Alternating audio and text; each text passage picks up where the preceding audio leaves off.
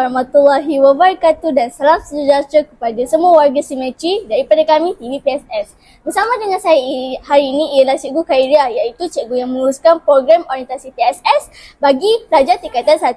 Apa khabar cikgu? Baik, Alia okey? Baik cikgu. Okey, seperti yang sedia maklum, pada hari ini kami akan menanyakan kepada cikgu sedikit sebanyak soalan. Jadi adakah cikgu sudah bersedia? Sudah. Okey, baiklah. Soalan pertama saya, apakah tujuan program orientasi PSS ini dilakukan bagi pelajar tingkatan 1? Okey, baik.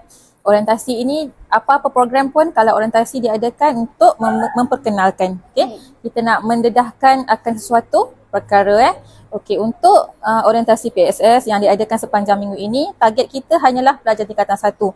Sebab tingkatan 1 kita maklum dia baru di alam sekolah menengah, baru di sekolah kita. So kita nak memperkenalkanlah akan fungsinya, akan peranannya, akan peraturan yang perlu mereka patuhi. Pukul berapa boleh datang sini untuk buat apa perkhidmatan yang disediakan. Jadinya pelajar form 1 semuanya daripada kelas 1 KA1 hinggalah 1 SIM 4 tahu, cakna, aware akan kewujudan PSS sekolah kita. Okey, baik. Soalan kedua kita. Pada pendapat cikgu, apakah kelebihan program orientasi ini diadakan bagi para pelajar di sekolah kita? Okey, kelebihannya yang pertama, murid-murid tahu kewujudan pusat sumber sekolah kita, tahu yang pusat sumber kita aktif, menyediakan pelbagai sumber lah. Sumber tu maksudnya buku-buku cerita, buku-buku rujukan. Kemudian kita bukan hanya sekadar buku. Okey, yang paling top kita ada studio TV PSS, menjadi rebutan lah untuk ambil gambar, untuk recording, video recording. Kemudian cikgu suka pelajar form 1 bila mereka dah tahu akan kewujudan PSS, mereka datang awal sekolah.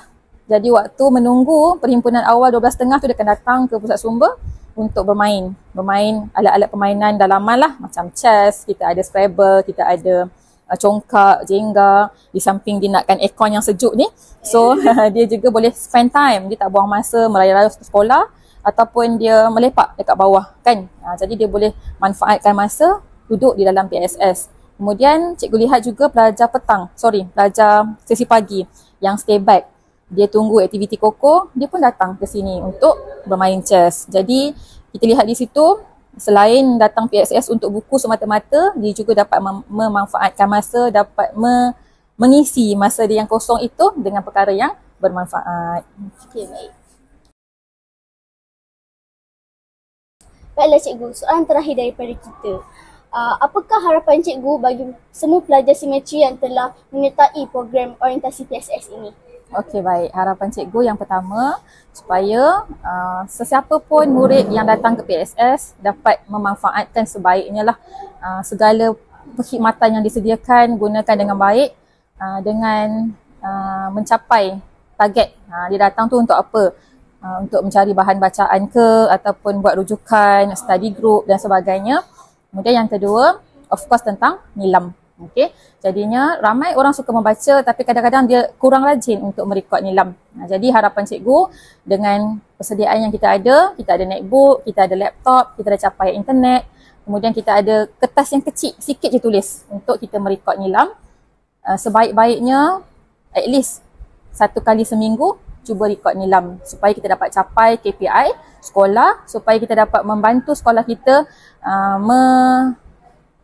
merekod nilam yang terbaik di daerah Gombak.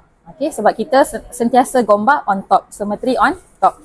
Okey, yang ketiga, untuk semua warga Semetri, untuk diri cikgu juga, kita paksa diri kita untuk membaca kerana membaca jambatan ilmu. Okey, wajibkan diri, paksa diri membaca at least 1 hari 1 helai muka surat. Sampailah kita rasa macam tak baca hari tu macam kosong, macam tak lengkap hidup.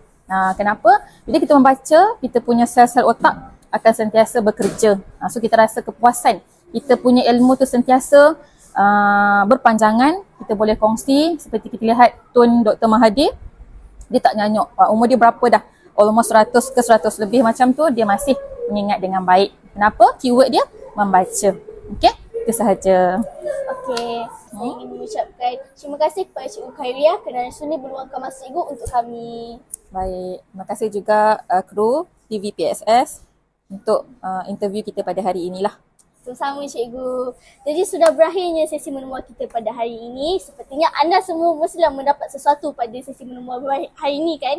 Jadi sudah berakhirnya daripada kami. Jadi kami akan mengucapkan selamat tinggal daripada TVPSS. Bye-bye. Bye.